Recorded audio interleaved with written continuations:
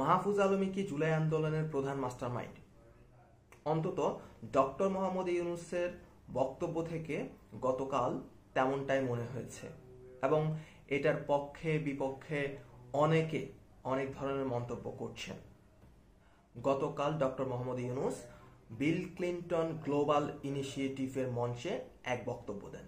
সেখানে তিনি মাহফুজ আলমকে ব্রেইন বলে উল্লেখ করেন, অর্থাৎ যিনি ব্যাকগ্রাউন্ডে কাজ করেছেন এবং প্রধান মাস্টার মাইন্ড হিসাবে কাজ করেছেন, এমনটাই তিনি উল্লেখ করেন। চলুন আমরা দেখি বিল ক্লিনটন গ্লোবাল ইনিশিয়েটিভ মঞ্চে ডক্টর মোহাম্মদ ইউনূস আসলে কি বলেছেন। তারপরে আমরা জানার চেষ্টা করব উনি আসলে কি বুঝাতে চেয়েছেন বা মাহফুজ আলমী আসলে এই আন্দোলনের সবকিছু কিনা। They just look like any other young person. You will not recognize her. But when you see them in action, when you hear them speak, you'll be shaking. They shook the whole country by their speeches, by their dedication, their commitment. They said, you can kill us anytime you want, but we are not giving up. And he is known as to be the brain behind the whole revolution. So he denies it repeatedly. He said, not me, many others. But that's how he's recognized, that he's the brain behind the whole thing. It's amazing, meticulously designed thing.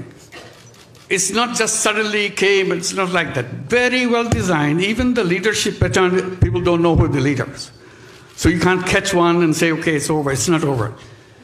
So it's completely diverse. When they speak, the language is something inspire any young person anywhere, any person anywhere in the world. These are the guys. Let's give them a big applause.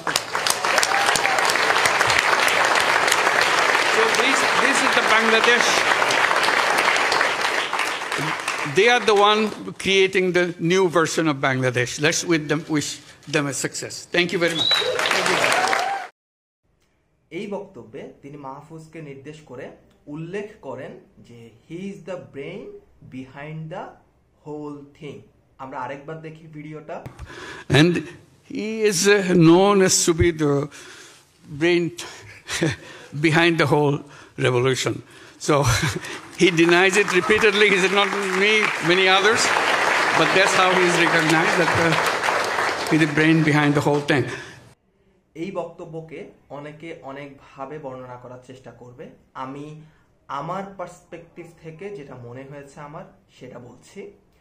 এই পুরো বক্তব্যটা দেখার পরে আমার কাছে মনে হয়েছে তিনি কিন্তু তার বক্তব্যে বাংলাদেশের যে সাধারণ মানুষ তাদের পার্টিসিপেশনের কথা উল্লেখ করেছেন, বাংলাদেশের যে ছাত্র জনতা তাদের পার্টিসিপেশনের কথা উল্লেখ করেছেন এবং বক্তব্যের শেষের দিকে এসে তিনি তিনজন ছাত্র নেতাকে সারা বিশ্ব দরবারে আসলে পরিচয় করে দিতে চেয়েছেন।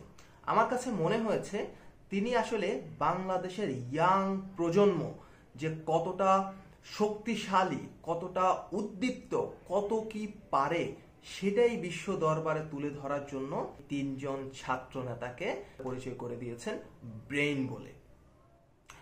তিনি হয়তো এইটা বুঝাতে চেয়েছেন যে বাংলাদেশের ইয়াংরা চাইলে কি না পারে। আমি ওনার বক্তব্যটাকে ব্যক্তিগতভাবে এভাবেই দেখার চেষ্টা করেছি। অনেকের অন্য পার্সপেক্টিভও থাকতে পারে। অনেকে মনে করতে পারে শুধু কি ছাত্ররা আন্দোলন করেছে বা ছাত্ররাই কি সবকিছু করেছে?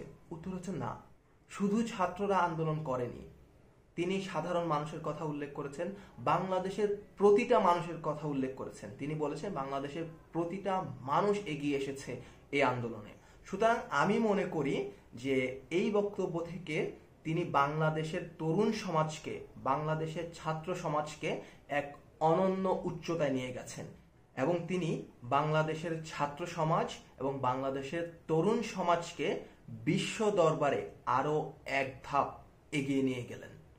আপনার কি মনে হয় মাহফুজ আলম সহ অন্যদেরকে বিশ্ব মঞ্চে পরিচয় করিয়ে দেওয়ার মাধ্যমে ডক্টর মোহাম্মদ ইউনূস আসলে বাংলাদেশের ছাত্র সমাজ, বাংলাদেশের তরুণ সমাজের জন্য কতটা সম্মান বয়ে নিয়ে এসেছেন? কমেন্টে জানান। আজকে এ পর্যন্তই। ভালো থাকেন সবাই। কথা হবে পরবর্তী কোনো ভিডিওতে অন্য কোনো টপিক নিয়ে।